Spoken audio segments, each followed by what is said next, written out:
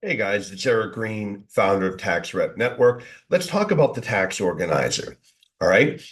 Do clients return the organizer? And by the way, return them completed. Most don't. And in fact, what we've seen in just our surveys, our polls on our webinars, most of the CPAs and EAs that respond have told us not only to most clients not complete them, it's gotten to the point where many of the tax pros won't even send them anymore because it's a waste of time. This is, first of all, it's critical that they complete this and submit it and send it back. And I agree, it is a waste of time to print and mail just to get back blank, empty ones. Some of them come back unopened. They just give it back to you and then they give you a pile of, crap.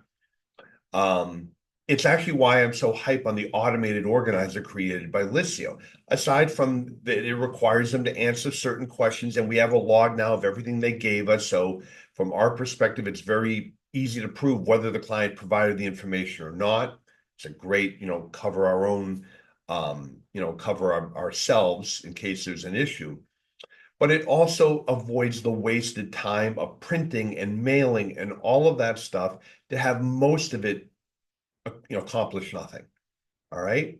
So, yes, it is critical that they do the organizer and that it be completed.